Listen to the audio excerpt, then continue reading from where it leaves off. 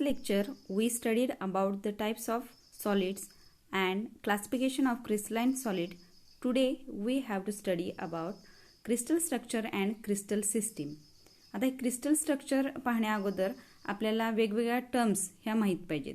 त्यामधली पहिली टर्म जी आहे लॅटिस आणि दुसरी आहे ते बेसिस. लॅटिस म्हणजे काय, क्रिस्टल लॅटिस म्हणजे काय ते पहिल्यांदा पाहूया आपण. Lattice is a geometrical arrangement of points in a three-dimensional periodic array. The regular arrangement of particles in 3D. याला आपण काय म्हणू शकतो, लॅटिस म्हणू शकतो. आता बेसिस म्हणजे काय, बेसिस एक जनरल एक्झाम्पल देते. आपण ज्यावेळी घरामध्ये आपल्या टाईल्स प्लेस करतो किंवा टाईल्स लावतो, फरशी लावतो, त्यावेळी आपली जी फरशी असते ती एका लाईनमध्ये सलग एका लाईनमध्ये आपण काय करतो, त्याचं प्लेसिंग करतो. आता ही जी फरशी आहे त्यांना आपलं काय होतं, कार्पेट किंवा जो बेस आहे तो काय केला जातो, कव्हर केला जातो. आता ही फरशी जी आहे, फरशीनं काय झालेलं असतं किंवा हे जे एक्झाम्पल मी दिलेलं आहे ते लॅटिस म्हणून आपण समजू शकतो. ज्यावेळी आपण ह्या फरशीवरती बरोबर सेंटरला एक पॉइंट हा ड्रॉ करतो किंवा प्रत्येक फरशीच्या सेंटरला जर आपण पॉइंट ड्रॉ केला त्यावेळी आपल्याला लांबून ही फरशी जी आहे ती स्कॅफोल्डिंग सारखी दिसते, म्हणजे एक असा सांगाडा तयार होतो इथं. आणि जो सेंटरला जो पॉइंट आहे त्या पॉइंटला आपण काय म्हणतो, लॅटिस पॉइंट असं म्हणतो. आणि बाजूला जो राहिलेला टाईल्सचा जो पोर्शन आहे त्याला आपण काय म्हणायचं आहे, बेसिस म्हणायचं आहे. म्हणजे लॅटिस पॉइंट, लॅटिस आणि बेसिस असं मिळून काय तयार होतं, क्रिस्टल तयार होतं. म्हणजे लॅटिस आपल्या बुकमध्ये इथं दाखवलेलं आहे बघा, डायग्राममध्ये हे लॅटिस आहेत. लॅटिस पॉइंट्स आपल्याला दिसत आहेत आणि बेसिस दिसत आहेत आणि यांचं मिळून काय तयार झालेलं आहे, क्रिस्टल तयार झालेलं आहे. आता what is unit cell. Unit cell म्हणजे काय, the smallest repeating structural unit of a crystalline solid is called unit cell. लहानात लहान असं रिपीटिंग युनिट म्हणजेच काय आपण म्हणतो त्याला, लहानात लहान असं रिपीटिंग युनिट त्याला आपण युनिट सेल म्हणतो. क्रिस्टलाइन सॉलिडचं लहानात लहान रिपीटिंग युनिट त्याला आपण युनिट सेल असं म्हणायचं. आता हे युनिट सेल जनरल एक्झाम्पल आपण देऊ शकतो इथं. ज्यावेळी आपण भिंत बांधतो त्यावेळी छोट्या छोट्या अशा ब्रिक्स आपण काय करतो, प्लेस करतो किंवा छोट्या छोट्या ब्रिक्सनं एक मोठी भिंत आपण उभा करतो. आणि ही मोठी भिंत जी आहे त्याला आपण क्रिस्टल लॅटिस म्हणू शकतो. आणि ह्यामध्ये ज्या छोट्या छोट्या ब्रिक्स ज्या यूज केलेल्या आहेत त्या म्हणजे युनिट सेल हे असं कन्सिडर करू शकतो आपण. म्हणजे तुमच्या लक्षात आलं असेल, ज्यावेळी छोट्या छोट्या ब्रिकनी किंवा छोट्या छोट्या युनिट सेलने पूर्ण असं स्ट्रक्चर उभारलं जाऊ शकतं आणि हे जे आहे त्याला आपण काय म्हणतो, क्रिस्टल स्ट्रक्चर म्हणतो. आलं लक्षात.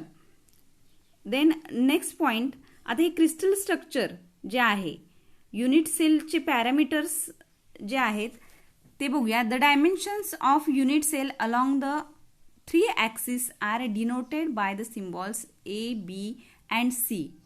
आता डायमेन्शन्स जे आहेत युनिट सेलची, आपण क्युबिक युनिट सेल कन्सिडर केलं, इथं क्यूब कन्सिडर केला तर ते एजिस जे आहेत ते 3 ॲक्सिसमध्ये आपल्याला पाहायला मिळतात. आणि ते एजिसला आपण इथं नाव दिलेलं आहे A, B अँड C. डायग्राममध्ये क्लिअरली आपल्याला इथं दिसतंय A, B, C हे एजिस आहेत किंवा आपण 3 ॲक्सिसमध्ये त्यांना म्हणू शकतो. 3 ॲक्सिस आहेत इथं, x, Y and Z axis. आता अँगल्स, ह्या ॲक्सिसमधला अँगल कोणकोणते आहेत बघा. एच्या बरोबर अपोजिट साईडला आपल्याला कोणता अँगल दिसतो, एच्या बरोबर अपोजिट अल्फा. देन बीच्या बरोबर अपोजिट बीटा, जो हा अँगल आहे एज सी आणि ए न तयार केलेला जो अँगल आहे त्यानं तो अँगल आपण बी असा कन्सिडर करू शकतो.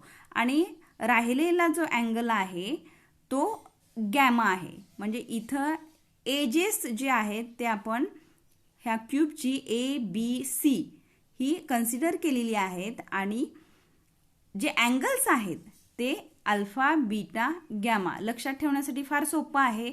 एच्या समोरचं अल्फा असणार आहे, बीच्या समोरचं बीटा असणार आहे आणि जे राहिलेला आहे जो अँगल तो काय असणार आहे, गॅमा असणार आहे. आता हे झाले सगळे युनिट सेलचे पॅरामीटर्स. याच्यावरून आपल्याला युनिट सेल कशा पद्धतीनं त्याची एज लेंथ आहे युनिट सेलची एखाद्या ती आपल्याला लक्षात येऊ शकते आणि त्यामधला अँगल जो आहे, दोन एजेसमधला अँगल जो आहे तोही आपल्याला इथं लक्षात येऊ शकतो. Then next point is types of unit cell. There are 4 types of unit cell. Unit सेलचे 4 टाइप्स आहेत. ते कोणकोणते आहेत बघा. Primitive or simple unit cell. पहिला जो टाइप आहे primitive or simple unit cell. दुसरा टाइप आहे body centred unit cell. Third type is face centred unit cell and fourth type is base centred unit cell. आता तुमच्या बुकमध्ये हे 4 types दिलेले आहेत, पण NCERTच्या बुकमध्ये मेन 2 टाइप्स हे दिलेले आहेत. त्यातला पहिला टाइप जो आहे तो primitive or simple unit cell आहे आणि दुसरा टाइप जो आहे तो सेंटर्ड युनिट सेल. आता सेंटर्ड युनिट सेलच्या अंडर परत हे 3 युनिट सेलचं क्लासिफिकेशन झालेलं आहे.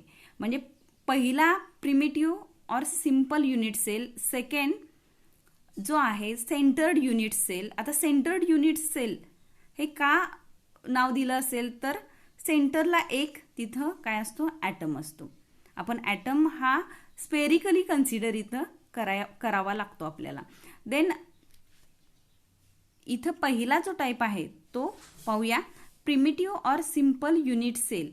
आता primitive or simple unit cell हे कन्स्टिट्युएंट पार्टिकल्स जे असतात, constituent particles are either ions, atoms or molecules. आता हे कन्स्टिट्युएंट पार्टिकल्स कुठे प्लेस असतात तर क्यूबच्या किंवा युनिट सेल जी आहे, क्युबिक युनिट सेल जर आपण कन्सिडर केली तर कन्स्टिट्युएंट पार्टिकल्स हे कॉर्नरला असतात. आता क्यूबला किती कॉर्नर असतात हे तुम्हाला माहीत असेल, आतापर्यंत तुम्ही शिकला आहात, त्यामुळं नवीन सांगण्याची काही गरज नाही आहे. क्यूबला 8 कॉर्नर्स असतात आणि ह्या 8 कॉर्नर्सवरती हे जे ॲटम्स असतात ते प्रेझेंट असतात किंवा आपण पार्टिकल्स म्हणू शकतो त्यांना, पार्टिकल्स तिथं प्रेझेंट असतात. Then body centred unit cell. Body सेंटर्डमध्ये one constituent particle is present at the centre of the body. प्रत्येक युनिट सेलच्या बॉडीमध्ये एक काय असतो, पार्टिकल असतो आणि त्याच्याबरोबरच कॉर्नरला 8 पार्टिकल्स असतात. म्हणजे कॉर्नरला तर असतातच पार्टिकल्स, त्याच्याबरोबर एक सेंटरला बॉडीमध्ये एक पार्टिकल हा प्लेस्ड असतो. म्हणजे आपण एखाद्या रिकाम्या खोक्यामध्ये, एखाद्या रिकाम्या बॉक्समध्ये ज्यावेळी एखादा बॉल हा प्लेस करतो किंवा टाकतो त्यावेळी कशा पद्धतीने तो बॉल आतमध्ये असतो हे तुमच्या लक्षात आलं असेल. त्याच पद्धतीनं बॉडी सेंटर्ड युनिट सेलमध्ये हा काय असतो, एक पार्टिकल हा बॉक्समध्ये असतो. Then next type is face centred unit cell. This unit cell consist of particles at the center of each of the faces in addition to the corner particles. आता ह्या युनिट सेल मध्ये आपल्याला particles कशा पद्धतीने place झालेले दिसतात पहा. प्रत्येक फेसला एक पार्टिकल असतो. आता क्यूबला किती फेसेस असतात तर 6 फेसेस असतात. 6 फेसेस जे आहेत ते 6 फेसेसला एक पार्टिकल असतो आणि कॉर्नरला तर असतो. म्हणजे प्रत्येक युनिट सेलमध्ये कॉर्नरला तर पार्टिकल असतोच, त्याच्याबरोबर ॲडिशनल असे पार्टिकल्स आहेत. फेस सेंटर्डमध्ये 6 फेसेसना 6 पार्टिकल्स प्लेस्ड झालेले असतात आणि कॉर्नरला 8 पार्टिकल्स असतात. देन लास्ट जो युनिट सेलचा टाईप आहे तो बेस सेंटर्ड युनिट सेल.